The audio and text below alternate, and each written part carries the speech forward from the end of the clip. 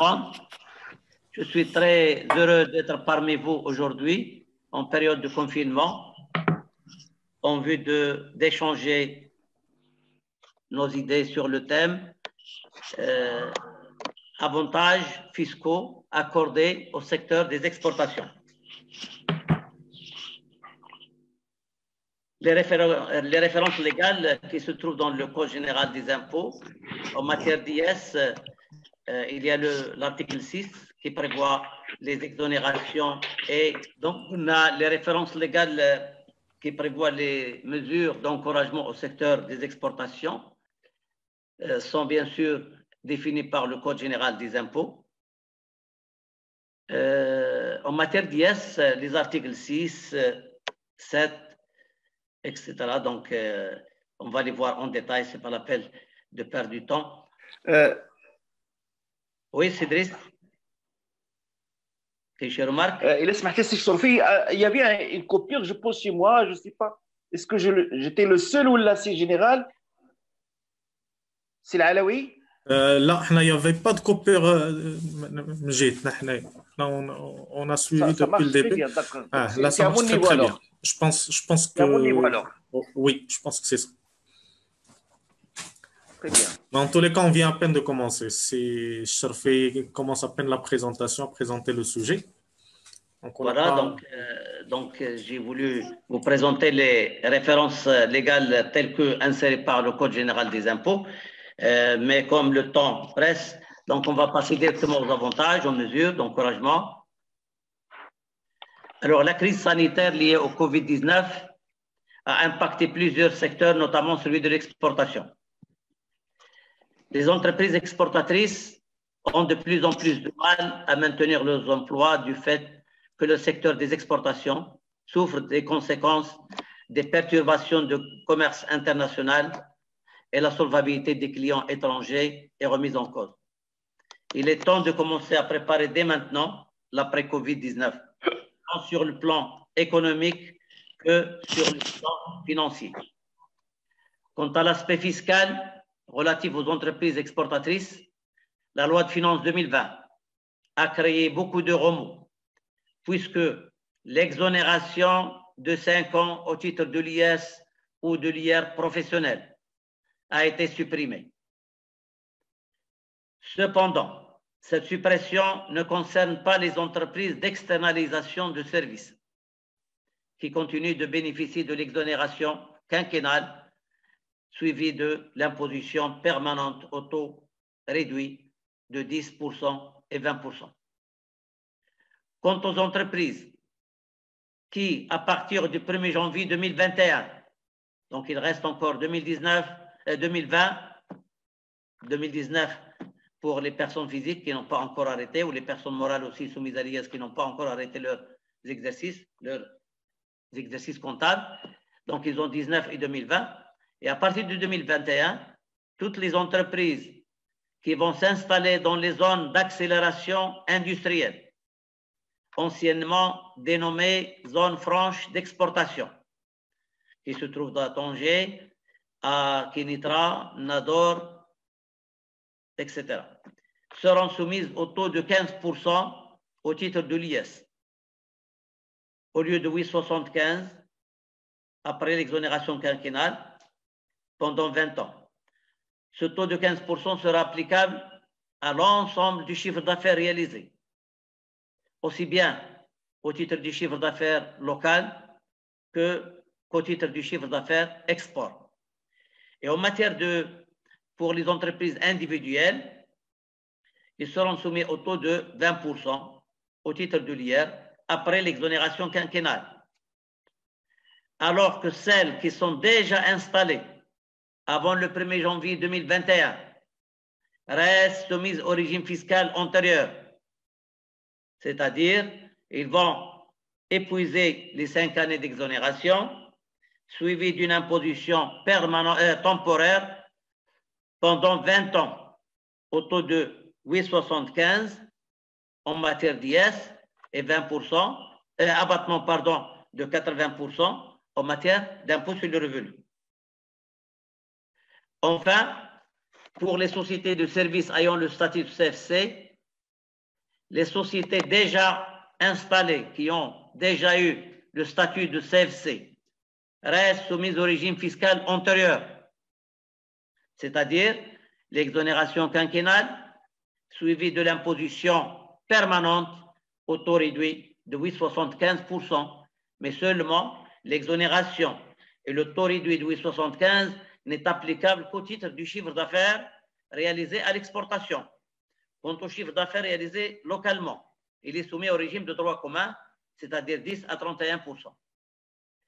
Ces sociétés qui ont eu le statut CFC avant le 1er janvier 2020 peuvent opter pour le nouveau régime d'imposition. Alors, le nouveau régime démarre à compter du 1er janvier 2020 pour les sociétés qui vont avoir le statut CFC, vont être soumises à l'IS au taux de 15% après l'exonération de 5 ans. Cette exonération et ce taux de 15% s'appliquent à l'ensemble du chiffre d'affaires, aussi bien local que le chiffre d'affaires export. Et en plus de cette mesure, il y a également l'exonération en matière de la retenue à la source de 15% sur les distributions de dividendes et autres produits de participation.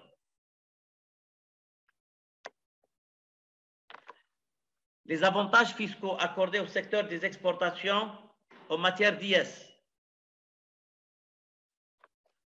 Exonération suivie de l'imposition permanente au taux réduit, telle que définie à l'article 6, grand 1, grand B, quatrièmement, du Code général des impôts. On trouve dans cette mesure les sociétés de services ayant le statut de CFC, Casa Finance Cité, qui bénéficient de l'exonération totale. Alors, lorsqu'on dit exonération totale, ça veut dire aussi bien en matière d'IS qu'en matière de cotisation minimale. La circulaire 717, tome 3, page 3, qui prévoit l'exonération totale de 5 ans, aussi bien en matière d'IS qu'en matière de cotisation minimale. Et il y a même également la mention dans la circulaire de la DGI 717, tome 1. Donc, c'est une exonération totale, IS et cotisation minimale. Cette exonération totale de l'IS et cotisation minimale pendant 5 ans s'applique aussi bien au titre du chiffre d'affaires réalisé localement qu'au titre du chiffre d'affaires réalisé à l'exportation, et ce, en vertu de la loi de finances 2020 qui a modifié ce régime d'imposition. Cette exonération est suivie d'une imposition permanente au taux spécifique réduit de 15%, qui s'applique également sur l'ensemble du chiffre d'affaires. Le résultat global fiscal faut 15% au lieu de 8,75. Deuxième exonération suivie de l'imposition permanente au taux réduit, telle que modifiée par la loi de finances 2020. Les entreprises, aussi bien personnes physiques que personnes morales, qui exercent leurs activités dans les zones d'accélération industrielle, anciennement dénommées zones franches d'exportation, bénéficient de l'exonération totale, IS cotisation minimale, durant les 5 premiers exercices consécutifs à compter de la date de début de leur exploitation. Cette exonération s'applique aussi bien au chiffre d'affaires local qu'au chiffre d'affaires réalisé à l'exportation, direct et indirect. On va voir tout à l'heure qu'est-ce qu'on entend par exportation directe et exportation indirecte.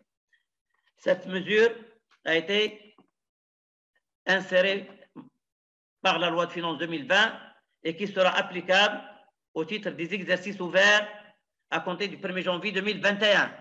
Donc, on a encore 2019 et 2020. 2019 pour les personnes qui n'ont pas encore arrêté l'exercice et l'exercice 2020 qui sera déposé en 2021. Donc, cette mesure ne s'applique qu'au titre des exercices ouverts à compter du 1er janvier 2021. L'exonération totale de 5 ans est suivie d'une imposition permanente au taux de 15%, tel que défini à l'article 19, grand 2. Cette imposition permanente s'applique également à l'ensemble du chiffre d'affaires, aussi bien local que le chiffre d'affaires réalisé à l'exportation, direct et indirect. Toutefois, sont soumises à l'IS au taux du droit commun, du régime de droit commun, 10 à 31%, dans les conditions de droit commun. Les sociétés qui exercent leurs activités dans les zones d'accélération industrielle dans le cadre d'un chantier de travaux de construction ou de montage. C'est le régime de droit commun qui est applicable. Autre exonération permanente en matière de retenue d'impôts retenus à la source, aussi bien en matière d'IS qu'en matière d'IR, au titre des dividendes distribués par les sociétés implantées dans les zones d'accélération industrielle et les sociétés implantées ayant le statut de CFC. Cette exonération permanente est définie à l'article 6, grand 1, grand C, premièrement, du Code général des impôts. Sont exonérés donc de l'IS ou de l'IR, parce que l'exonération est également prévue en matière d'IR, sont exonérés de l'IS ou de l'IR, suivant la nature du bénéficiaire, personne morale ou physique, soumise à l'IS ou à l'IR, sont exonérés de l'IS ou de l'IR retenus à la source. Les produits des actions, c'est-à-dire les dividendes distribués aussi bien par les sociétés implantées dans les zones que les CFC. Alors, pour les sociétés implantées dans les zones d'accélération industrielle, la loi prévoit l'exonération uniquement en faveur des personnes physiques ou morales non résidentes au Maroc, lorsque le produit résulte des activités exercées à l'intérieur des dites zones, zones d'accélération industrielle. Quant aux bénéfices distribués aux personnes physiques ou morales résidentes au Maroc, le dividende distribué est soumis à la retenue à la source au taux du droit commun, c'est-à-dire 15%, 0% pour les sociétés soumises à l'IS résidentes au Maroc ayant décliné leur identité fiscale à l'IS. L'exonération est également prévue aussi bien en matière d'IS qu'en matière d'IR. Les dividendes et autres produits de participation versés à des personnes physiques ou morales, résidentes, non résidentes, par les sociétés ayant le statut CFC, et ce, au titre des exercices ouverts à compter de 2020. Il est applicable également, l'exonération est également applicable lorsque les sociétés ayant le statut CFC avant 2020 et pour lesquelles ils ont opté pour l'exercice 2019 pour le nouveau régime d'imposition des sociétés CFC. Dans ce cas, ils peuvent bénéficier également de l'exonération en matière de distribution de dividendes qui sera effectuée au titre de l'exercice 2020. Autre avantage, imposition permanente au taux réduit de 10% et de 20% à partir de 2020 et en 2019 pour les entreprises qui n'ont pas encore arrêté leur exercice, le taux de 10 et 20 sont remplacés par 10 et 17,50. Donc 17,50, 10% et 17,50 pour les entreprises qui n'ont pas encore arrêté leur exercice au titre de l'exercice 2019. À partir de 2020, ils vont bénéficier des taux de 10% est de 20%, c'est-à-dire le taux de 17,50 va passer à 20. Cette modification a été introduite par la loi de finances 2020. Alors, les entreprises minières exportatrices. Alors, les entreprises minières exportatrices ne bénéficient pas de l'exonération quinquennale depuis longtemps. Ils bénéficient du taux réduit prévu à l'article 19 grand 1, grand A, à compter de l'exercice au cours duquel la première opération d'exportation a été réalisée. Cette exonération est permanente. Bénéficie également des taux de 10 et 20 ou 10 et 17,50 pour 2019. Les entreprises minières qui vendent leurs produits à des entreprises qui les exportent après leur valorisation. Mesures d'encouragement prévues pour les entreprises exportatrices de droit commun, aussi bien en matière d'export direct qu'en matière d'export indirect. L'imposition permanente au taux réduit de 10 et 20 applicable au titre des exercices ouverts à compter du 1er janvier 2020 pour les entreprises qui n'ont réalisé aucune opération d'exportation avant le 1er janvier 2020 ou pour les entreprises qui ont déjà épuisé les 5 ans d'exonération. Nous allons voir en détail tout à l'heure ce régime d'imposition des sociétés, des entreprises plutôt exportatrices.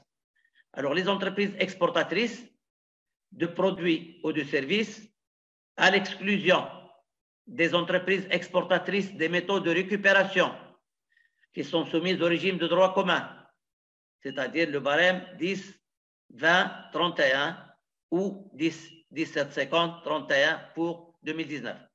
Faites attention, il y a des gens qui ne font pas attention à ces entreprises exportatrices de métaux de récupération et ils appliquent le régime d'exportation, de faveur prévu pour les exportations. Donc, les entreprises exportatrices de métaux de récupération, c'est-à-dire les déchets de métaux de récupération, le cuivre, le zinc, etc. Alors là, ils ne bénéficient ni de l'exonération, ni de taux d'imposition réduit. En matière de TVA, ils bénéficient de l'exonération sans droit à déduction. Donc, ils ne sont pas éligibles également aux avantages prévus pour les exportateurs, tels que l'achat en exonération, tels que le remboursement du crédit de TVA. Donc, ces entreprises exportatrices de métaux de récupération sont exclues du régime de faveur prévu pour les exportateurs. Donc, les entreprises exportatrices de biens ou de services qui réalisent dans l'année un chiffre d'affaires à l'exportation bénéficient pour le montant du dit chiffre d'affaires de l'imposition au taux prévu à l'article 19, grand 1, grand A, c'est-à-dire 10 et 20% tel que modifié par la loi de finances 2020. Conditions d'imposition des exportateurs au taux réduit. L'imposition au taux 10 et 20 s'applique dans les conditions définies à l'article 7, grand 4 du Code général des impôts, qu'on va voir tout de suite. C'est-à-dire, lorsque l'entreprise exporte directement du Maroc vers l'étranger, c'est un export direct, donc du territoire national vers l'étranger. Donc, la dernière vente se fait du territoire marocain. La dernière vente est une vente d'exportation, donc qui bénéficie du régime de faveur. L'imposition au taux toujours de 10 et 20 s'applique également dans les conditions prévues à l'article 7, grand 10 du Code général des impôts, au chiffre d'affaires réalisé par les entreprises implantées sur le territoire national, autres que celles implantées dans les zones d'accélération industrielle. L'imposition est également applicable au titre de leur vente de produits aux entreprises installées dans les zones d'accélération industrielle. Voilà ce qu'on appelle l'export indirect. Donc, une entreprise qui se trouve sur le territoire national et non c'est-à-dire hors la zone zones d'accélération industrielle qui vendent des produits à une société implantée dans la zone d'accélération industrielle.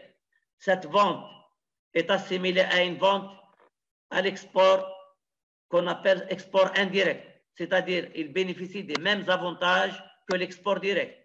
Cette mesure a été instituée par la loi de finances 2019, 2017, loi de finances 2017, loi de finances 2017,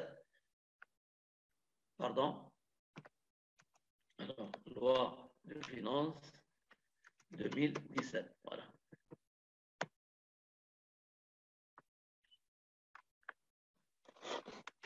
Alors, quant aux entreprises exportatrices de services, alors il faut faire attention pour les entreprises exportatrices de services.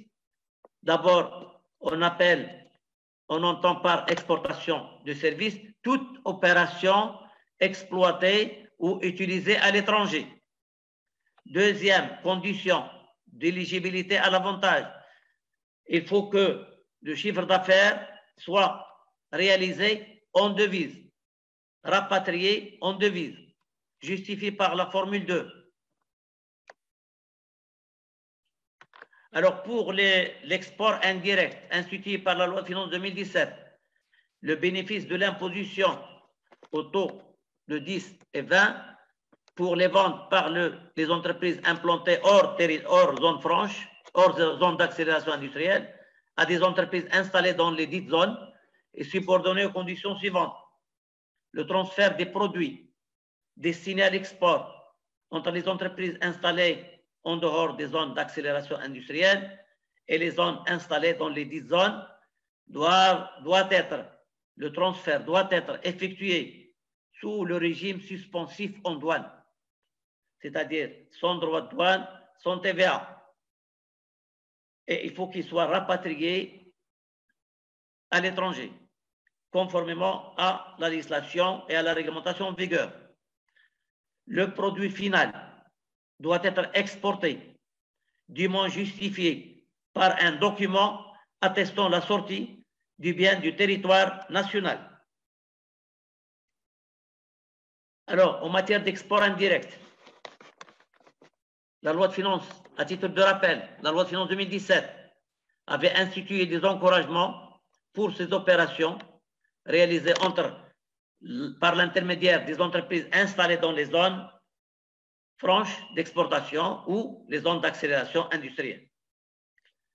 Avant la loi de finances 2017, les entreprises installées sur le territoire national ne pouvaient bénéficier de l'exonération quinquennale ni du taux réduit accordé aux exportateurs.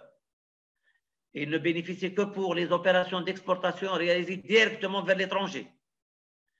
Les exportations réalisées par l'intermédiaire des entreprises installées dans les zones franches d'exportation n'étaient pas éligibles à ces avantages. Afin de développer l'intégration industrielle entre les zones franches d'exportation et le reste du territoire national et d'assurer la continuité des chaînes d'exportation des produits en provenance du reste du territoire national hors zone franche, la loi de finances 2017 avait étendu le bénéfice des avantages prévus pour les exportateurs directs aux opérations de vente de produits réalisées par l'intermédiaire des entreprises installées dans les zones franches d'exportation sous certaines conditions telles que définies à l'article 7, grand 10 du Code général des impôts. Donc, en matière d'export, on trouve l'export direct, c'est-à-dire effectué par toute entreprise exportatrice du Maroc vers l'étranger, et il y a l'export indirect qui est effectué par les entreprises industrielles ou de prestations de services au profit des sociétés des entreprises implantées dans les zones d'accélération industrielle ou zones franches d'exportation. Autre mesure prévue pour le secteur des exportations, exonération et un suivi de l'imposition au taux temporaire. Bénéficier de l'exonération totale de l'IS pendant les 5 premiers exercices consécutifs à compter de la date du début d'exploitation. Cette fois-ci, on n'a pas prévu la date de première opération d'exportation. Donc, c'est la date de début d'exploitation. À titre de rappel, le Code général des impôts n'a pas défini la date de début d'exploitation, à l'instar de ce qui est prévu pour la date de début d'activité. La date de début d'activité a été définie par l'article 92, grand 1, 6e mois du Code général des impôts, institué par la loi de finances 2011. La loi de finances 2011 avait institué la notion de début d'activité en matière de TVA. Quant au début d'exploitation, le Code général des impôts ne prévoit pas de fait générateur de computation de délai. Par contre, beaucoup de réponses de la DGI et cette année, en 2018, je crois, en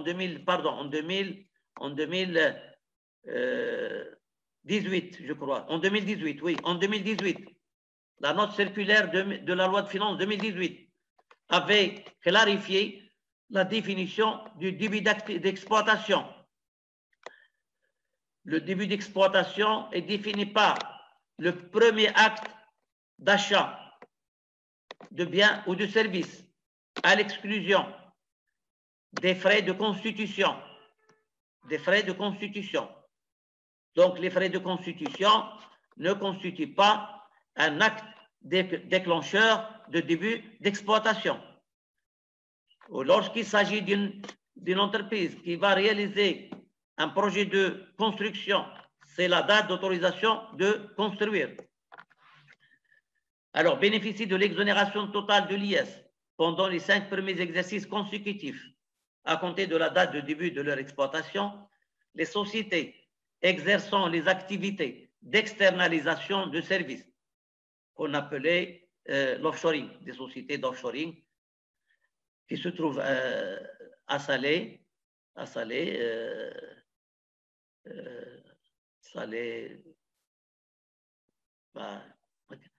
je ne me rappelle pas du nom, ou Ken Atetouan, ou Ken Atetouan, ربما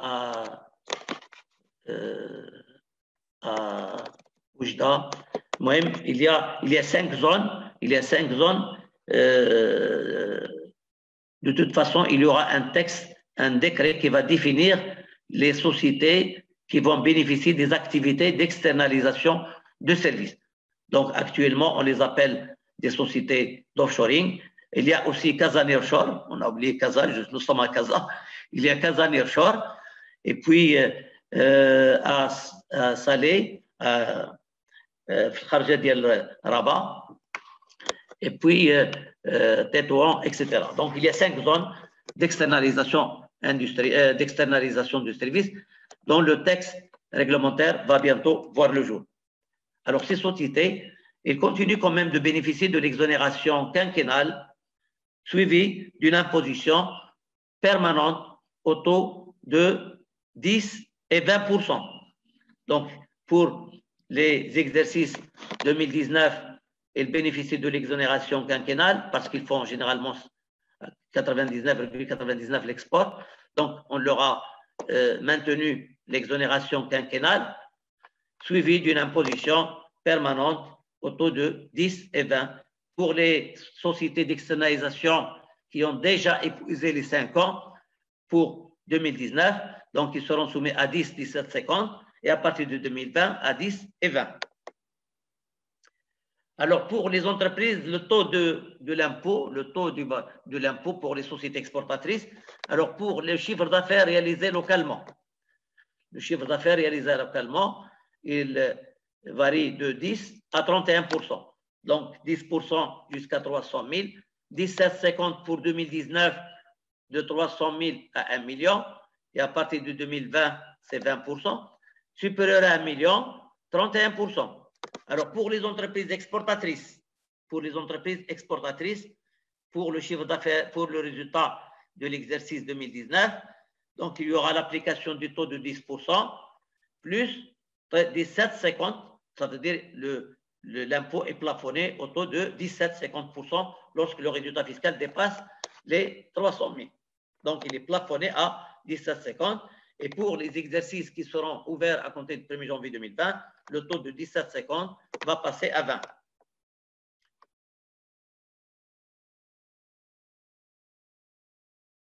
Donc, pour le barème qui sera applicable pour les exercices 2020, c'est le barème de droit commun, c'est-à-dire le barème progressif 10%, 20% au lieu de 17,50, 31% lorsque le résultat fiscal net dépasse 1 million. Pour les entreprises exportatrices, le taux est de 10% jusqu'à 300 000, au-delà 20%.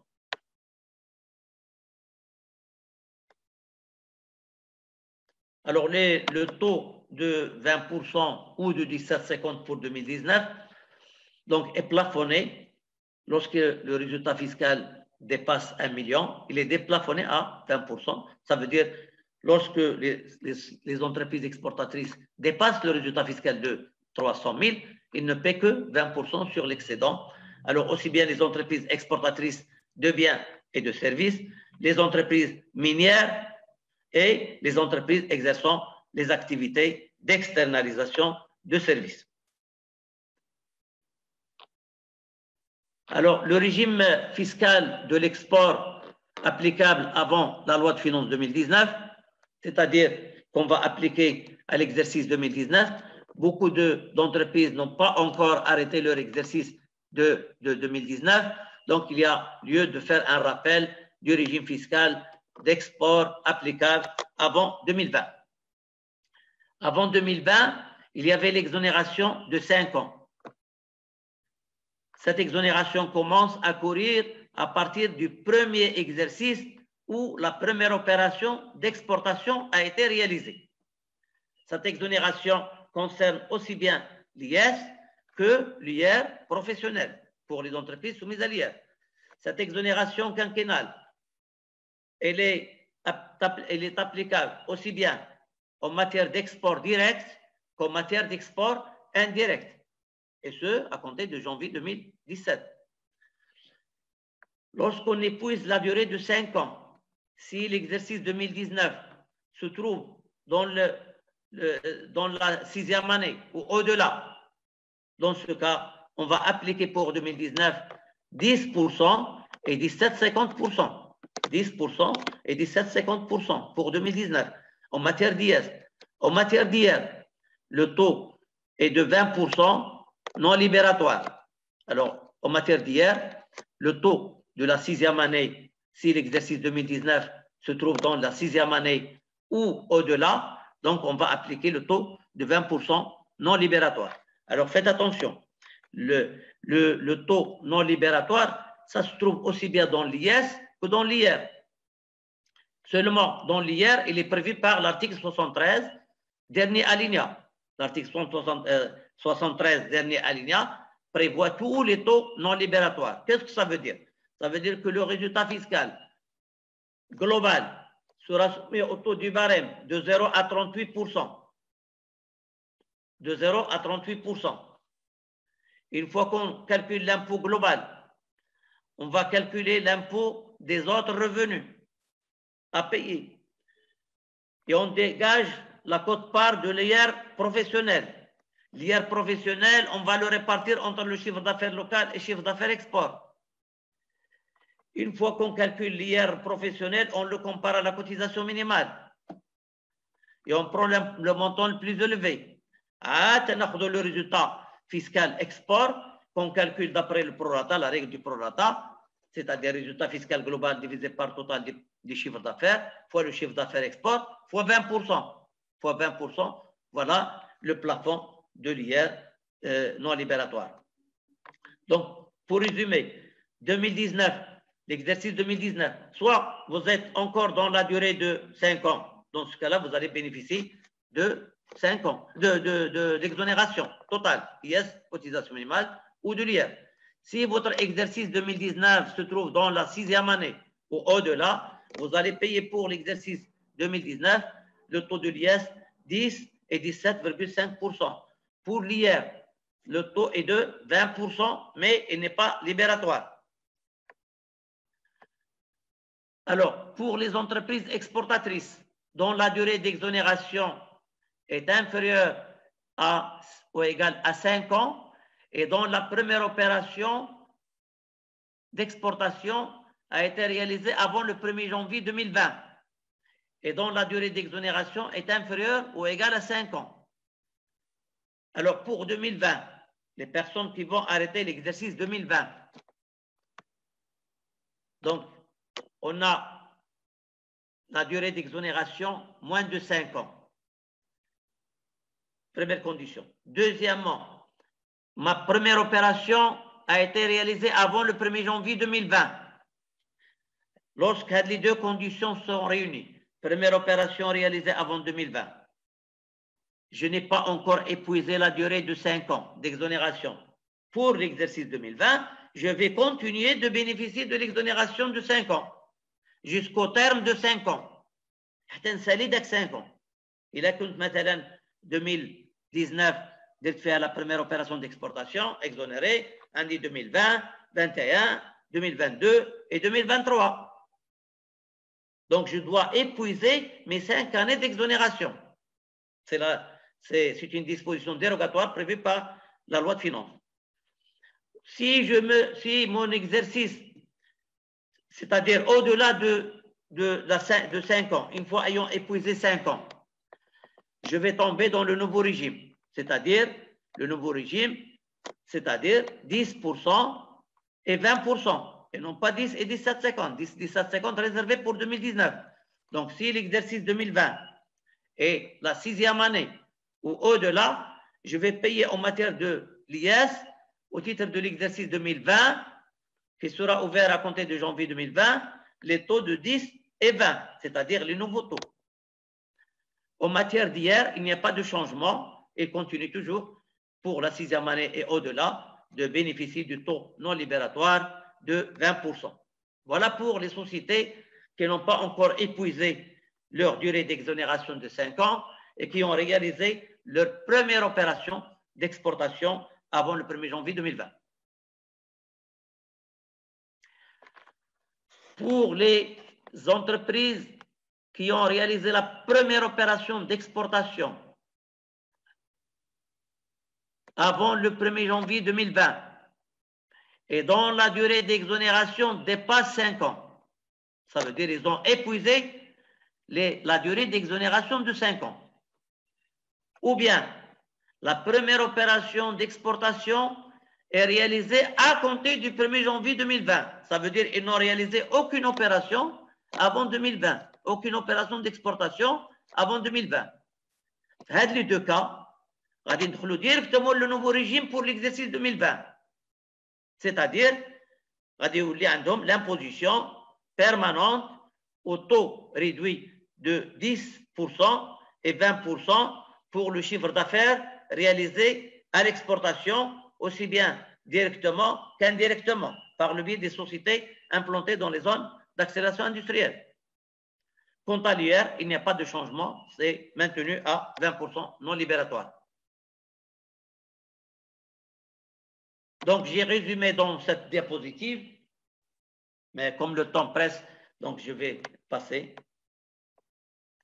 Autre mesure prévue pour les entreprises exportatrices, les sociétés exerçant une activité industrielle. Alors, cette notion a été instituée par la loi de finances 2020. Donc, ils ont modifié le taux de l'IS pour les sociétés exerçant une activité industrielle. Alors, pour les activités industrielles qui sont vendues localement, le taux de l'IS est de 10%, 20%, 31% applicable au titre de l'exercice 2020. Si le bénéfice fiscal net est supérieur ou égal à 100 millions de drachmes. Par contre, pour les activités industrielles vendues localement, ils sont soumis à 10, 20 et 28. Donc, le taux de 31 a baissé et il est passé à 28% lorsque le bénéfice net fiscal est inférieur à 100 millions. Donc, beaucoup d'entreprises vont bénéficier de cette mesure, mais seulement au titre des exercices ouverts à compter du 1er janvier 2020.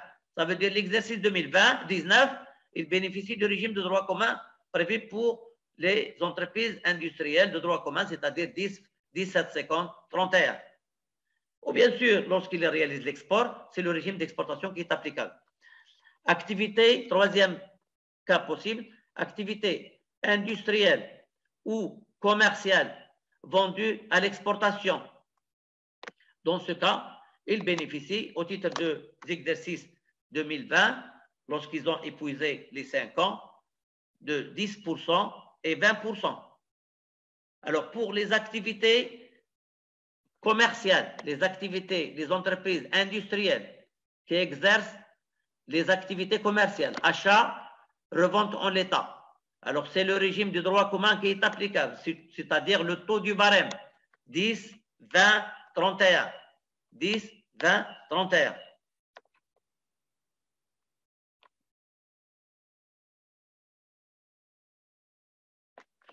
Autre mesure prévue pour les entreprises exportatrices, notamment les sociétés implantées dans les zones d'accélération industrielle ou les sociétés qui ont le label CFC. Alors, la loi de finances 2020 a institué donc un taux de 15% au lieu de 8,75%. Le taux est applicable après la durée d'exonération de 5 ans. Nous aurons l'occasion la prochaine fois, peut-être, ou les semaines à venir, on va peut-être étudier ensemble, partager et échanger sur les sociétés. J'ai vu ce matin quelqu'un qui m'a demandé un séminaire sur les sociétés implantées dans les zones d'accélération industrielle. Peut-être la prochaine fois, on va compléter cette étude par l'étude spécifique aux entreprises implantées dans les zones d'accélération industrielle et les sociétés ayant le statut CFC. Alors, pour les entreprises qu'on a vues, qui bénéficient des taux, soit de l'exonération, soit des taux réduits, oui, 75 ou 15%, ou 10 et 20 ou 20% en matière d'IR, ils ont l'obligation de renseigner le tableau 15 IS ou 14 IR de l'alias fiscale. Ils doivent renseigner ce tableau en mentionnant le chiffre d'affaires taxable au taux du barème, 10 à 31, le chiffre d'affaires exonéré à 100%, le chiffre d'affaires exonéré, et le chiffre d'affaires ou le chiffre d'affaires soumis au taux réduit, soit le chiffre d'affaires exonéré, soit le chiffre d'affaires soumis au taux réduit. Alors, on a plus la quatrième ligne, autres produits taxables, autres produits imposables, notamment les produits d'exploitation, les produits financiers, les subventions, les profits de cession des immobilisations, etc. Donc, le tableau, il me permet de déterminer les quotes-parts, les pourcentages applicables au résultat fiscal qui se trouvent dans les déclarations du chiffre d'affaires et du résultat fiscal, ADM 020 ou ADP 010 en matière d'IR. Donc, lorsque je trouve le chiffre d'affaires exonéré ou le soumis au taux réduit, je vais mettre 25%. Supposons mon chiffre d'affaires exonéré ou soumis au taux réduit représente 25% du chiffre d'affaires global, du montant total des produits. Ça veut dire le reste, des 100 ou à 75, ça veut dire 75% sont des produits imposables. Donc, les pourcentages, des 25% exonérés ou soumis au taux réduit, le barème, des 0 ou là, le taux spécifique réduit, ou les 75%, le barème de droit commun qui peut aller jusqu'à 31%.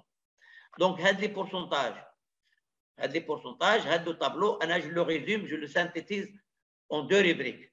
La rubrique chiffre d'affaires exonéré ou soumis au taux réduit, maintenant 25%, c'est-à-dire chiffre d'affaires exonéré ou soumis au taux réduit divisé par total des produits. Exemple 0,25 ou 25%. Autre produit imposable. Bien sûr, c'est le complément. ou là, le total des autres produits sur le total des produits. On va 75%. Mais on va 25 plus 75, 100%.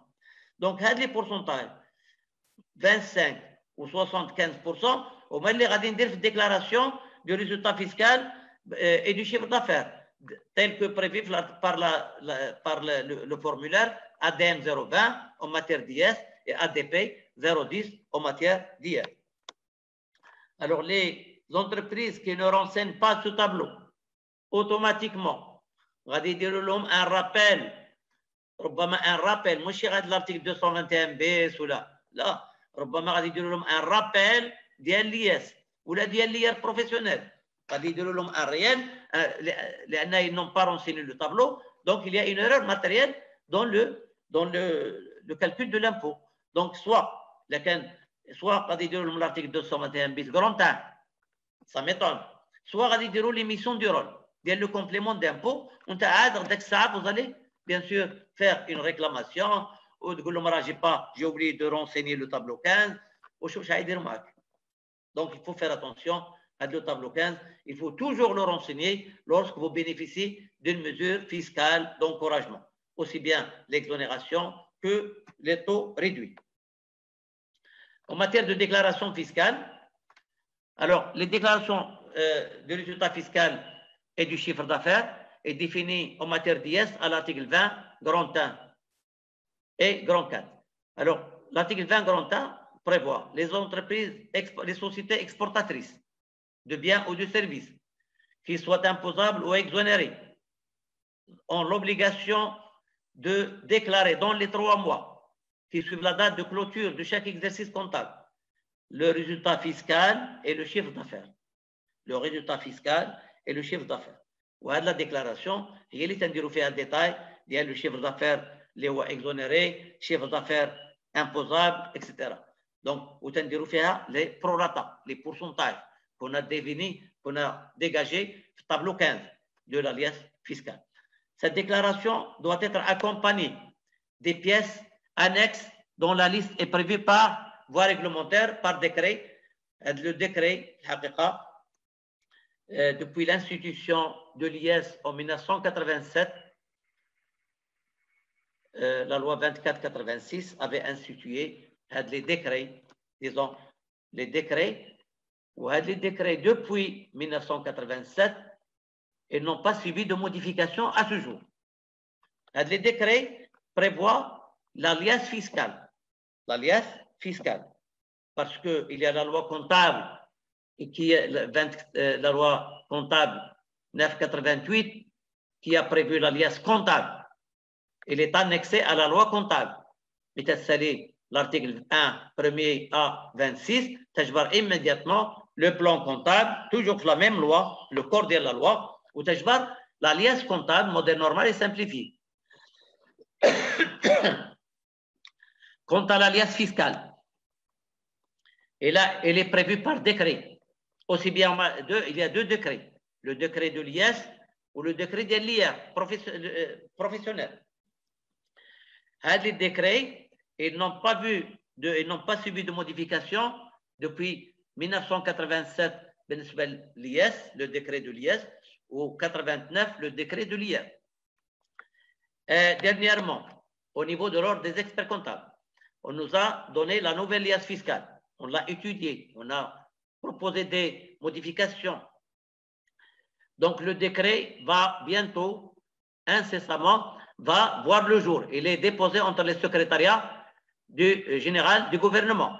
Donc, il sera publié incessamment au bulletin officiel et qui va, bien sûr, modifier, qui va définir la nouvelle liasse fiscale. La nouvelle liasse fiscale. Toujours en matière de déclaration, la déclaration du chiffre d'affaires et du résultat fiscal doit être accompagnée de la liste de l'état des ventes, d'un état des ventes, indiquant l'identifiant commun de l'entreprise par client professionnel. Donc, tout l'état des ventes, il se trouve dans le site, fait à 3 lignes, une ligne que vous pouvez, bien sûr, ajouter d'autres lignes, est réservée aux clients professionnels qui ont déjà les CE. dont les factures de vente comportent déjà l'ICE du client. هادو عندهم كلهم client par client professionnel, par ICE. ونورمالمون l'informaticien لا ملي تدخلوا l'ICE في l'enregistrement ديال facture de vente راه يعطيك l'état des ventes automatique. انا عطاه لي اوتوماتيكمون.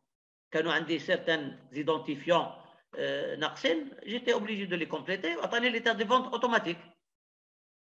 Deuxièmement, d'arrêt une autre ligne réservée pour les clients comptants divers, les clients divers comptants qui n'ont pas de l'ICE, qui n'ont pas exigé l'ICE, leur ICE.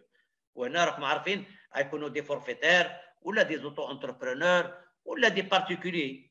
لأن إذا كان client professionnel راه غادي يقول لك أخويا دير لي la facture avec mon ICE, l'ICE ديالك أنت en tant que vendeur ou l'ICE ديالي. علاش؟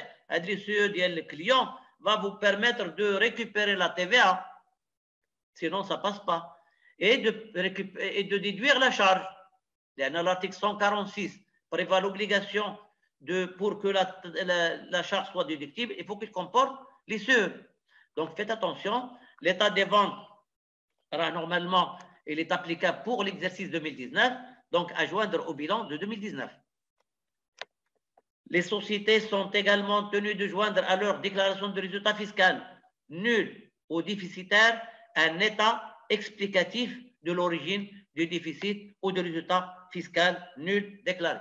Donc là, il est intégré dans la déclaration de résultat fiscal ADM 020 ou la ADP 010. Il y a des cases réservées, dédiées à l'explication de l'origine du déficit ou du résultat net nul. Voilà donc pour les mesures d'encouragement prévues au secteur des exportations en matière d'IS. Maintenant, on va voir en matière d'IR. Je crois que je dois courir un peu. Cédric, c'est Tahiri? Oui, oui, c'est Chorfi. مزيان كل شيء مزيان تشوفوا مزيان كل شيء مزيان كل شيء مزيان. bien. اكسل. ياك عندنا الوقت ديالنا اليوم. ما كاين مشكلة, خذ راحتك. هكاك الله يخليك, خاصنا حيت دابا الإخوان تيبغيو هاد لي ريفيرونس دي تيكست, تيبغيو ليكسبليكاسيون, تيبغيو الدارجة وداك الشيء. Donc, il n'y a pas de souci. Alors, en matière d'IR professionnel, c'est exactement la même chose que l'IS. Donc, il n'y a pas de changement, on ne va pas perdre de temps. Il y a seulement les articles qui changent et le taux qui change. Donc, le principe est le même. On parle toujours d'export direct et indirect, aussi bien en matière d'IS qu'en matière d'IR. L'export indirect, c'est applicable aux entreprises implantées sur le territoire national qui vendent à des entreprises implantées dans les zones d'accélération industrielle. Alors, toujours en matière d'IR, soit j'ai réalisé la première opération d'exportation avant le 1er janvier 2020, où on a dit deux cas, soit je suis toujours inférieur ou égal à 5 ans, donc je continue de bénéficier de l'exonération quinquennale, et au-delà, on dit nous livre le taux non libératoire de 20% en matière d'IR. Soit je suis au-delà de 5 ans, fait directement le 20% pour 2020, ou il a compte 2019, 17, 50. Pardon, 20%, pardon, 20%. Si ma première opération d'exportation n'a été réalisée qu'à compter du 1er janvier 2020, et voilà, automatiquement, en 2020, le taux de 20%. Quant aux conditions d'imposition auto-réduit prévues par l'article 7, grand 4 et grand 10, ils n'ont pas subi de modification. Exonération et imposition auto-réduit. Donc, les entreprises qui exercent leurs activités dans les zones d'accélération industrielle bénéficient de l'exonération totale de 5 ans, à l'instar de ce qui est prévu pour les sociétés, et de l'imposition auto-réduit de 20% pour 2020.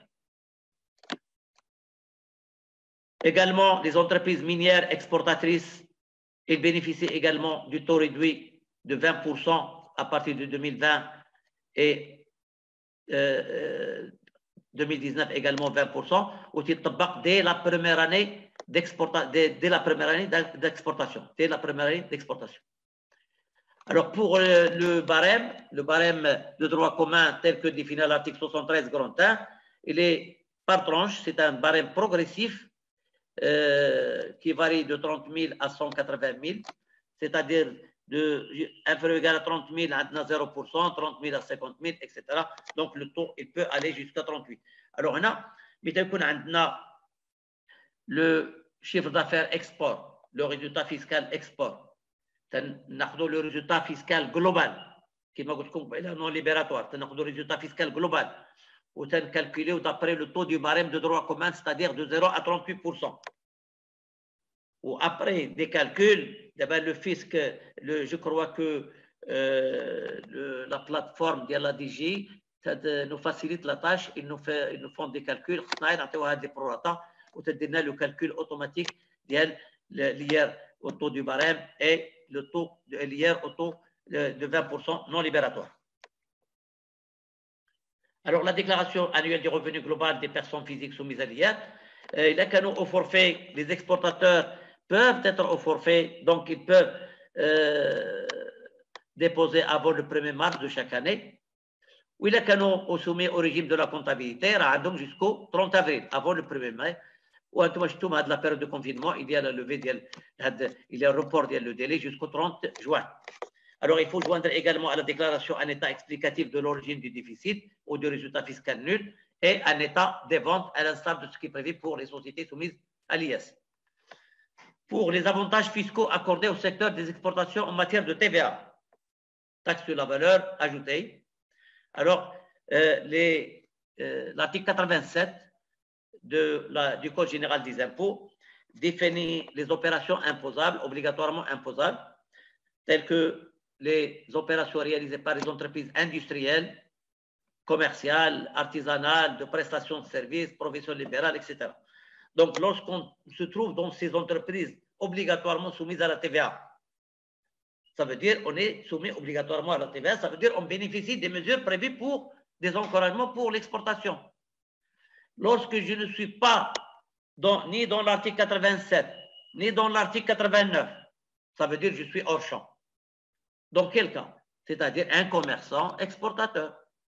Un commerçant exportateur qui n'a pas les critères qui n'est pas obligatoirement soumis à la TVA. Le commerçant, il est obligatoirement soumis à la TVA lorsqu'il a un chiffre d'affaires supérieur à 2 millions, taxable, lorsque il est inscrit à la taxe professionnelle en tant que grossiste ou là en qualité d'importateur. Dans ce cas-là, inscrit obligatoirement soumis à la TVA. Si ce commerçant n'a pas atteint le seuil prévu ou il n'est pas obligatoirement soumis à la TVA, il est exclu du champ d'application de la TVA. Ça veut dire qu'il est hors champ. Maintenant, le champ de la TVA ou à Casa, leur champ est Rabat. Le commerçant qui est hors champ, il ne peut bénéficier des mesures d'encouragement prévues pour la TVA en matière d'exportation. Alors, pour pouvoir bénéficier des mesures d'encouragement, il n'a qu'à rentrer dans le champ d'application de la TVA. Dans ce cas, la loi, dans l'article 90, premièrement, prévoit la possibilité d'opter volontairement pour intégrer le champ d'application de la TVA. Donc, les commerçants et les prestataires de services, et oui, les prestataires de services moins de 500 000, ils sont exonérés, sont droit à déduction également. La loi de finances 2020, avant 2020, hors champ, à partir de 2020, où l'on exonéré sans droit à déduction, les prestataires de services lorsqu'ils exportent, ou là les commerçants lorsqu'ils exportent, ils peuvent opter pour l'assujettissement volontaire à la TVA, et dans ce cas-là, ils vont bénéficier et de droits à déduction de la TVA grevant les achats, et ils vont bénéficier des achats en suspension de TVA, ils vont bénéficier du remboursement de la TVA grevant les achats d'euros qui seront affectés à l'exportation. Ils vont bénéficier de la TVA grevant les biens d'investissement. Donc, il y a des mesures d'encouragement. L'option pour l'assujettissement volontaire à la TVA, il doit être maintenu pendant une période d'au moins 3 ans. Au moins. Donc, 3 ans, 4 ans, ou là, au-delà. Alors, faites attention. Naissent les canaux hors champ. ou exonérés sans droit à déduction, comme les prestataires de services. Lorsqu'ils vont rentrer dans le champ, un nombre des obligations déclaratives prévues par l'article 125. Donc, les professionnels Limana, ils n'ont qu'à se référer à l'article 125 qui prévoit le dépôt du stock et le dépôt des clients débiteurs. Alors, faites attention, l'option, elle peut être partielle ou totale. Je peux opter rien que pour le chiffre d'affaires export. Quant au chiffre d'affaires local, je peux être hors champ. ولكن هذه l'option partielle فيها المشاكل بزاف. Il y a beaucoup de problèmes. Il y a l'application de la règle, ce qu'on appelle la règle d'affectation et la règle du prorata. Ça veut dire c'est comme je vais tenir تقريبا trois comptabilités. Une comptabilité, je vais dire, pour les opérations taxables, je vais récupérer 100%.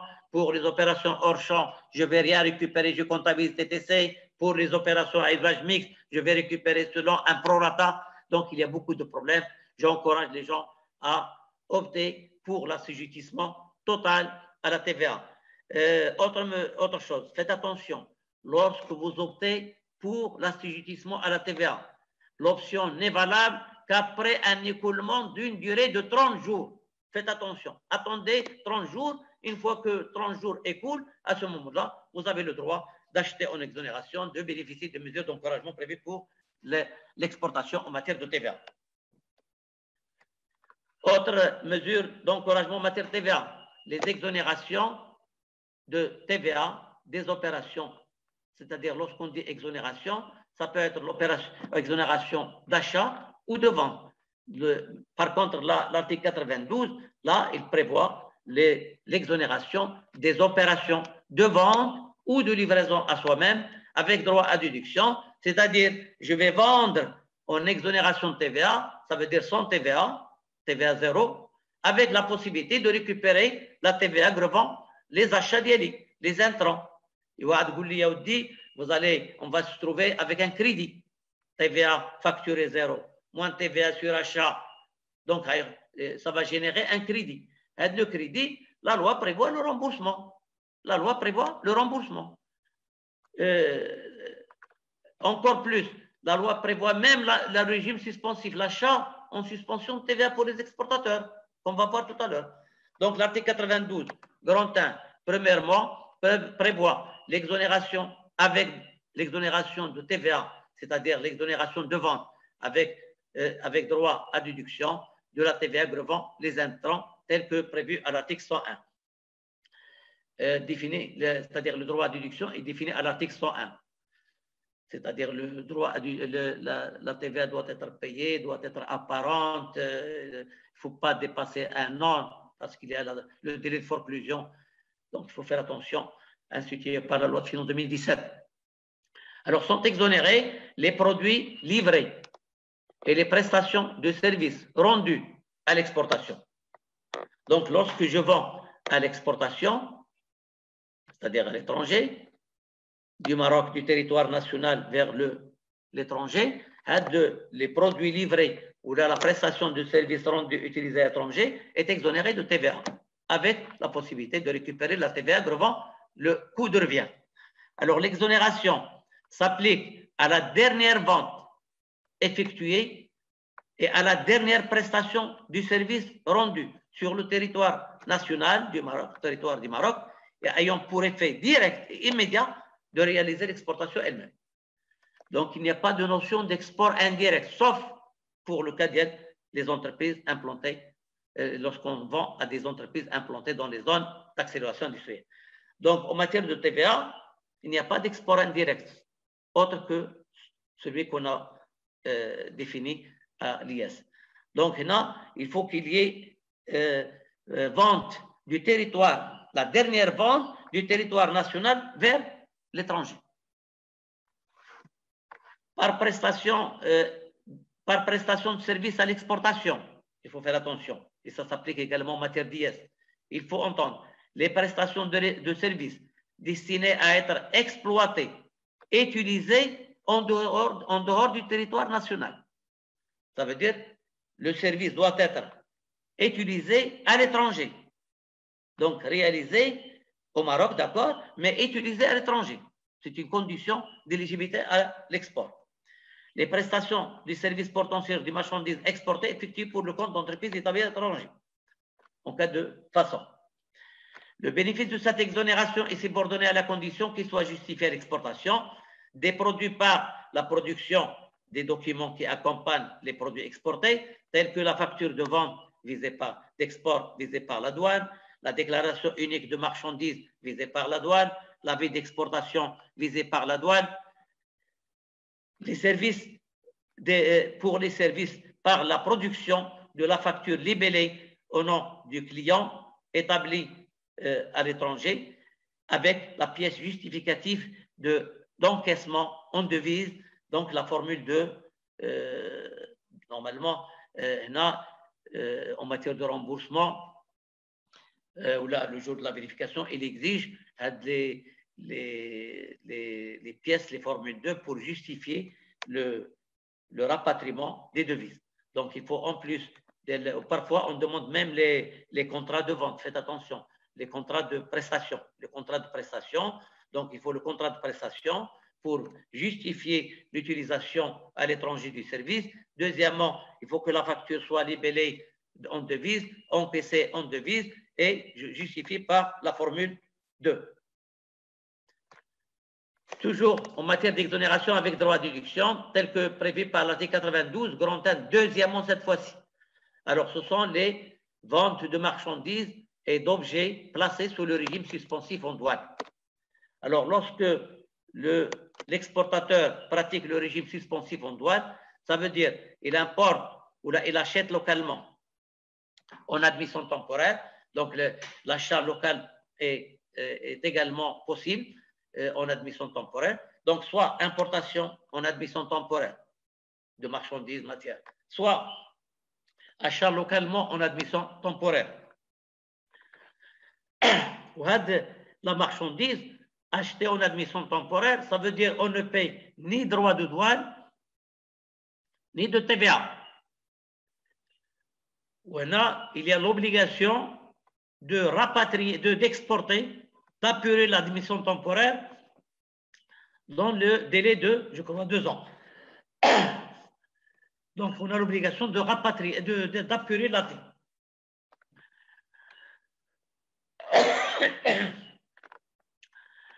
Alors, fait le régime suspensif en douane, en cas de consommation locale, alors il faut faire attention, vous allez payer et les droits de douane et la TVA avec des sanctions sévères. Donc, faites attention.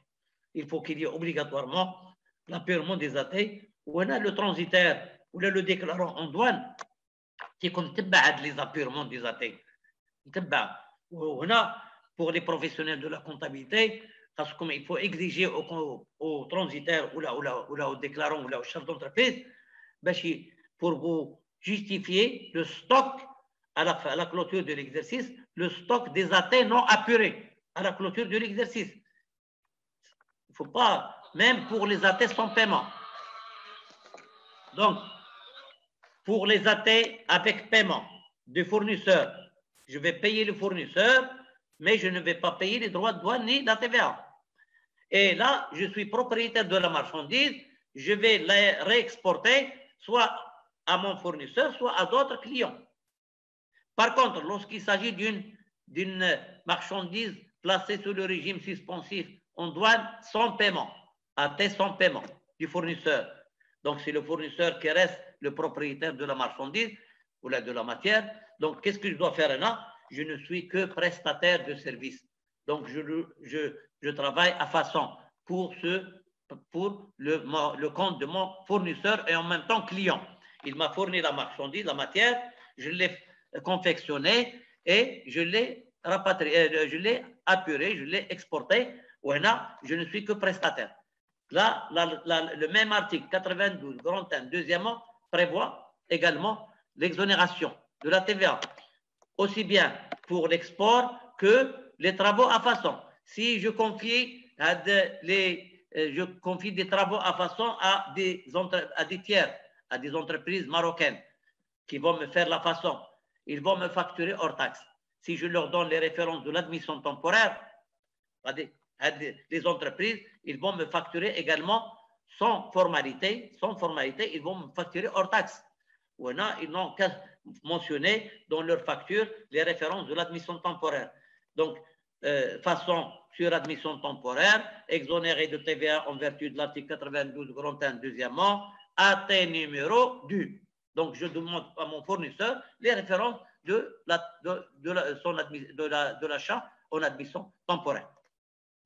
Faites attention, il y a des professionnels qui mettent les références de la vente, de la DUM d'export. Non, il faut mettre les références de la DUM d'importation en AT. Je suis façonnier et je dois m'assurer des références de l'admission temporaire, de l'achat en admission temporaire et non pas de la vente. Donc, je demande à mon fournisseur les références de l'admission de l'achat en AT sans paiement ou avec paiement. Autre exonération, avec droit à déduction, les produits livrés et les prestations de services rendus aux zones d'accélération industrielle, ainsi que les opérations effectuées à l'intérieur ou entre les dites zones.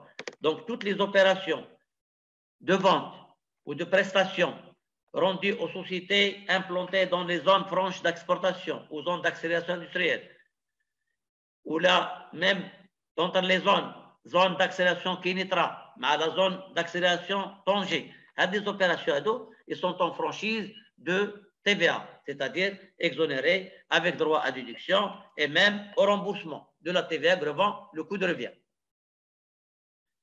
Les entreprises exportatrices sont éligibles aux bénéfices du régime suspensif.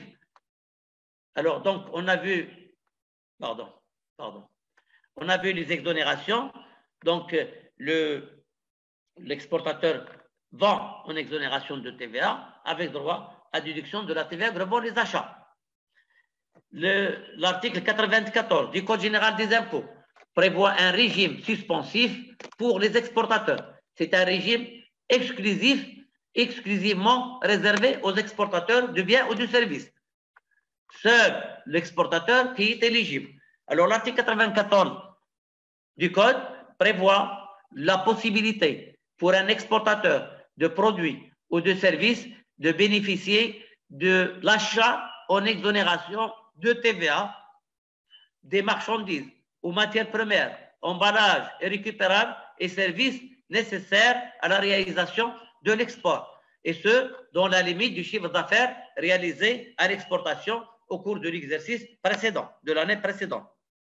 Alors, là, faites attention, en matière de TVA, lorsqu'on vous dit le chiffre d'affaires réalisé au cours de l'année précédente, c'est toujours l'année civile et non pas l'année à cheval. Pour les exercices à cheval, là, vous avez 2 années. L'exercice civil à cheval pour l'IS, vous avez la possibilité d'opter pour l'exercice à cheval. Mais pour la TVA, c'est généralement à 99%, on applique le chiffre d'affaires réalisé au cours de l'année civile, de janvier à décembre. Donc, le régime suspensif est applicable dans la limite du chiffre d'affaires réalisé à l'exportation au titre de 2000.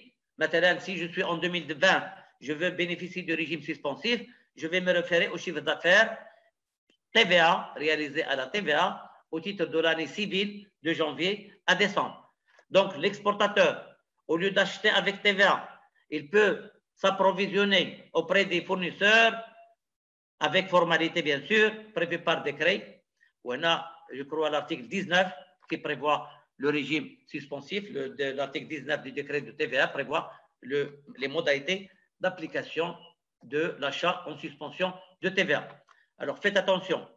L'exportateur qui achète en suspension de TVA des marchandises, matières, etc., qui vont être affectées à l'exportation.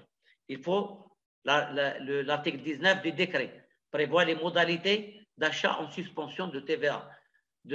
Il exige que la comptabilité, il faut qu'il tienne une comptabilité, même s'il est au forfait, il a l'obligation de tenir une comptabilité en bonne et due forme. Deuxièmement, il a l'obligation de tenir des fiches de stock. Il a l'obligation de tenir des fiches de stock, un compte matière pour des achats de marchandises, matières premières et emballages. C'est-à-dire, de compte matière, il va dégager la quantité achetée en suspension de TVA, la quantité vendue ou là rentrée dans le cycle de production affectée à la vente à l'exportation. Donc, à la clôture de l'exercice, je dois m'assurer soit de la vente à l'exportation par le biais des factures de vente à l'exportation, soit la marchandise ou la matière est en stock, soit elle est matière première, elle est toujours marchandise aux matières premières à l'état brut, soit elle est en cours de production, soit elle est produit fini à exporter. Donc finalement, bien sûr, il y a un taux de déchets qui est tolérable et généralement, il est prévu par la Direction générale des douanes. On a généralement les exportateurs, ça dépend de l'activité. Par exemple, la confection, le taux de déchets varie de 20 à 30%. Les déchets, lorsque vous les vendez localement, ils sont soumis à la TVA, bien que le produit est exporté. Donc, les déchets neufs d'industrie sont taxables. Donc, finalement, on résume, le régime suspensif, ça veut dire c'est l'achat de marchandises, matières et emballages qui seront affectés exclusivement au chiffre d'affaires réalisé à l'exportation qu'on peut acquérir en exonération de TVA. Alors, le régime suspensif n'est applicable que pour les achats à l'intérieur. Ça veut dire, lorsque je veux importer, je n'ai pas la possibilité de bénéficier du régime suspensif.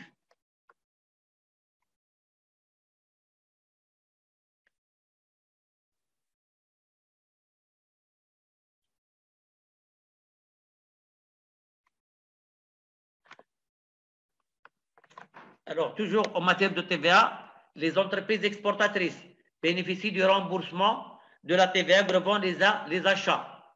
Donc, on a dit, ils bénéficient de la vente en exonération de TVA, et ils bénéficient de l'achat en suspension de TVA prévu à l'article 94, et ils bénéficient, en cas d'achat avec TVA, des intrants, ils bénéficient de remboursement.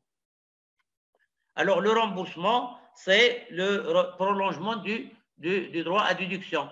Donc, la TVA, pour qu'il soit déductible, remboursable, il faut qu'il soit apparente, éligible au droit à déduction, et il faut que le droit de naissance, de droit à déduction, prend naissance. Alors, la loi de finances 2017 avait institué un délai de forclusion. Faites attention. En matière de déduction, le droit à déduction de la TVA doit s'exercer dans un délai d'un an à compter du mois ou du trimestre de la naissance du droit à déduction. Alors, donc, il faut faire attention pour le droit à déduction. Quant au remboursement, on va voir, il y a un délai de forclusion, également d'un an. Alors, le remboursement est facultatif, est optionnel, ce n'est pas obligatoire. Donc, les entreprises qui vendent à l'exportation peuvent bénéficier du remboursement du crédit de la TVA qui résulte soit de la TVA grevant les investissements, soit de la TVA grevant les achats non immobilisés. Donc, le remboursement, il est prévu par l'article 103. Article 103, premièrement, pour les entreprises exportatrices de biens ou de services, pour les achats immobilisés et les achats non immobilisés, et également, il bénéficie de remboursement du crédit de la TVA qui résulte de la TVA des biens d'investissement en début d'activité ou lorsque l'entreprise signe une convention avec l'État pour un investissement de 100 millions.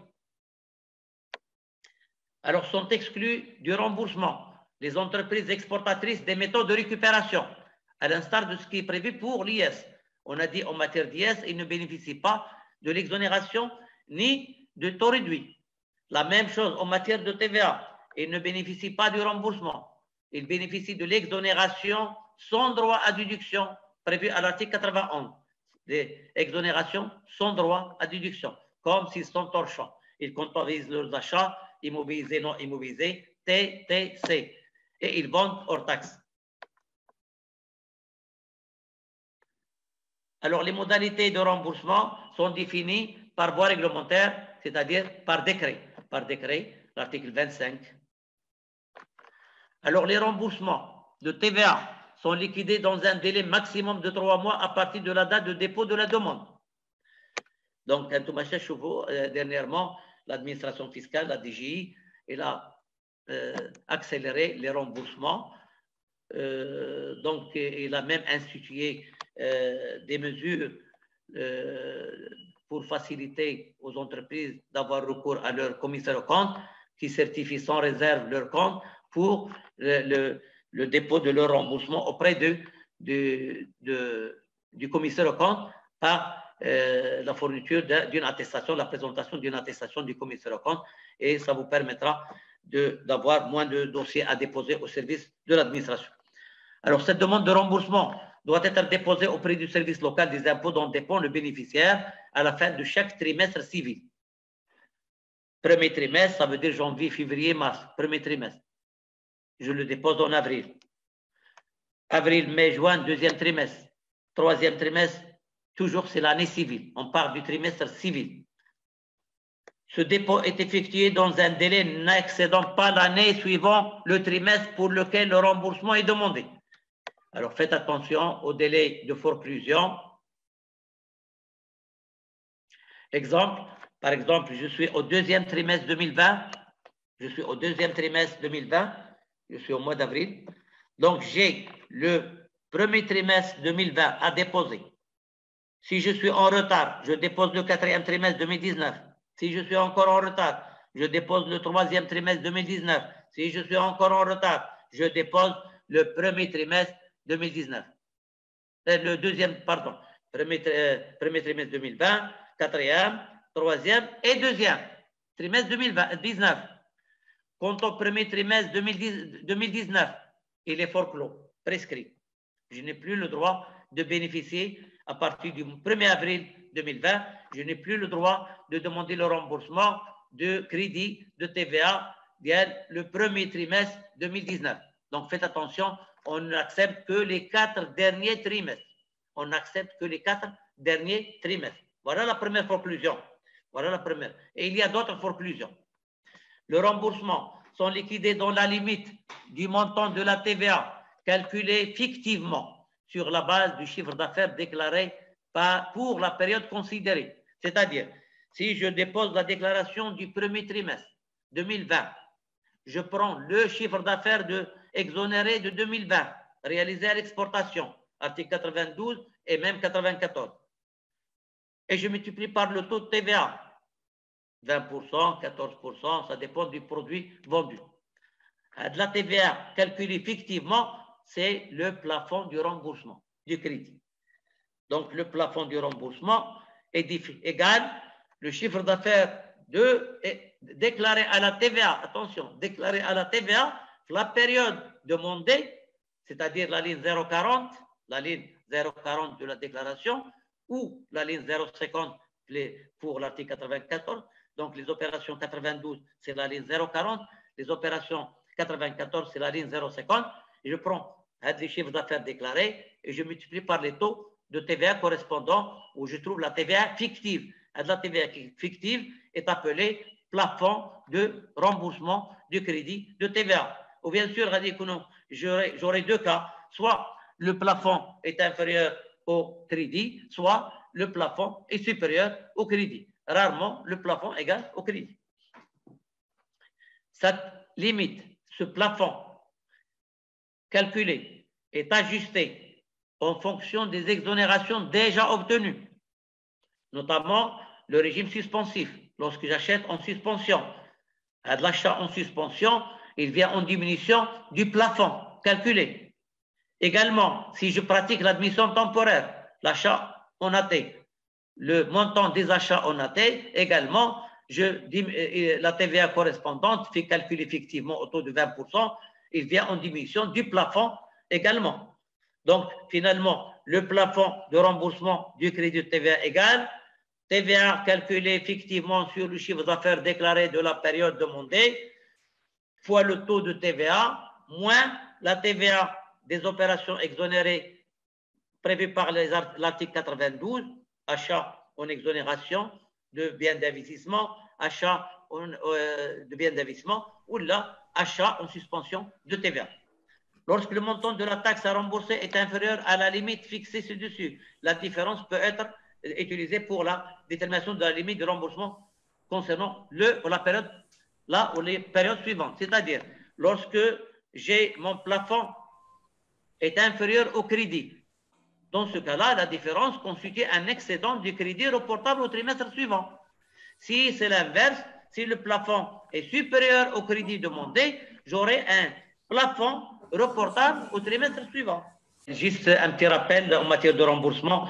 Le remboursement est trimestriel, donc même si vous êtes au régime de la déclaration mensuelle, donc vous êtes obligatoirement soumis au régime trimestriel pour les remboursements. Faites attention. Alors, lorsque vous encaissez le remboursement, le montant du crédit, il faut l'annuler. Il faut l'annuler dans la déclaration du trimestre ou du mois d'encaissement du crédit. Quant au remboursement du crédit de la TVA agricole et biens d'investissement prévu par l'article 103 bis, attention, le crédit demandé est annulé le mois du dépôt ou le trimestre du dépôt. Alors, les agences de voyage, il faut faire attention parce qu'ils réalisent parfois des opérations d'exportation. Alors, lorsque c'est une dérogation prévue par l'article 125 quater, alors on a les agences de voyage, la loi de finances 2017 avait institué la clarification pour ces agences de voyage lorsqu'ils réalisent des opérations pour le compte des entreprises étrangères, lorsqu'ils font des opérations pour le voyage réalisé à l'intérieur du Maroc pour les entreprises étrangères, alors là, il n'est pas assimilé à un export et il n'est pas éligible au droit à déduction. Il est soumis au régime de la marge ou là au régime de droit commun qui est applicable pour les entreprises. Alors, cotisation minimale, j'ai déjà parlé lorsqu'il y a exonération totale. Il y a exonération totale également de cotisation minimale, sinon le taux est de 0,5. Peut-être 0,6 loi de finances 2020 applicable pour 2019 pour les personnes qui n'ont pas encore déposé leur bilan. Et il y a les 0,25 pour les produits alimentaires et pour les professions libérales, 6%. Alors faites attention pour les entreprises exportatrices, ils ont l'obligation de tenir la comptabilité en conformité avec l'article 145 qui est également qu'on trouve l'article 145, surtout grand 1, grand 2, grand 3. Il faut le lire à tête reposée parce que l'article 213 prévoit le rejet de la comptabilité. Alors faites attention lorsque vous avez des opérations de vente à l'exportation. Dans les factures de vente, il y a l'obligation de mentionner les références d'exonération, article 92 ou 94 pour le régime suspensif. Alors pour les pièces de dépenses, les factures d'achat de biens ou de services, faites attention. Lorsque vous demandez le remboursement, il y a l'obligation de justifier par une facture comportant les CE. Bon, il y a d'autres déclarations. Je crois qu'on... Pour terminer, j'ai voulu juste faire un petit rappel aux chefs d'entreprise que vous avez la possibilité d'opter pour la déclaration rectificative volontaire prévue par l'article 247. Donc, vous avez la possibilité de souscrire la régularisation de la déclaration rectificative lorsque vous avez des erreurs, des insuffisances, des omissions, ayant pour conséquence l'insuffisance du chiffre d'affaires ou de la base déclarée. Dans ce cas-là, il suffit de souscrire une déclaration au titre des exercices clôturés en 2016, 17, 18 et vous avez la possibilité jusqu'au 30 septembre pour souscrire sa déclaration et payer en 2 tranches le montant du complément d'impôt, sans pénalité, sans majoration, avec dispense du contrôle fiscal. Il y a d'autres mesures. Juste un petit rappel pour les comptables, les professionnels. Lorsque vous avez des entreprises exportatrices, le plan comptable a prévu des comptes spécifiques, le compte 7113 pour les ventes de marchandises à l'étranger, 7122 pour les ventes de biens produits à l'étranger et 7125 pour les ventes de services produits à l'étranger. Il faut faire attention, il faut s'assurer de dossiers d'export complet qui doit comporter la facture de vente visée par la douane, la déclaration unique de marchandises visée par la douane, l'avis d'exportation visé par la douane, l'engagement de change visé par la douane, la déclaration d'exportation visée par la douane. Alors, pour le chiffre d'affaires export, il faut le mentionner dans la ligne 040. Pour le chiffre d'affaires export, vous avez la ligne 040 qui est dédiée aux opérations d'exportation. Pour le régime suspensif, c'est la ligne 050. Alors, pour les entreprises exportatrices, lorsque vous avez des créances libellées en devises à la clôture de l'exercice non encore encaissé, il faut les réévaluer le cours du jour de clôture en dégageant les écarts de conversion logés dans la rubrique 37 ou 47.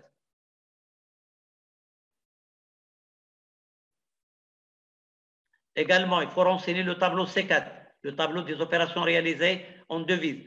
Donc, en mentionnant les ventes à l'export dans l'entrée de devises. Et vous équilibrez votre balance de devises. Ce tableau, il est prévu par la liasse comptable, c'est le tableau C4. En principe, il va devenir, il sera obligatoirement dans le, je crois, dans le décret, peut-être, je ne me rappelle pas, franchement, j'ai oublié. Alors, les décrets de TVA, il y a l'article 19 du décret qui prévoit l'achat en suspension de TVA et il y a l'article 25 qui prévoit le remboursement. Alors, autre mesure, bien sûr, les entreprises exportatrices sont éligibles à l'achat ou à la livraison à soi-même de biens d'investissement en exonération de TVA, aussi bien à l'importation qu'à l'intérieur. Ils bénéficient également de l'exonération de la taxe professionnelle pendant 5 premières années et également pour les nouvelles acquisitions, donc également des constructions, des terrains, des constructions, des additions de construction, matériaux outillage, qui soient acquis à l'État à l'état neuf. Les matériaux outillage, il faut qu'ils soient acquis à l'état neuf, donc le matériel d'occasion n'est pas éligible à l'exonération. Bien sûr, les biens acquis en pleine propriété ou par voie de leasing. Il y a la mesure également d'exonération. C'est une mesure commune aussi bien à la taxe professionnelle qu'à la taxe services communaux.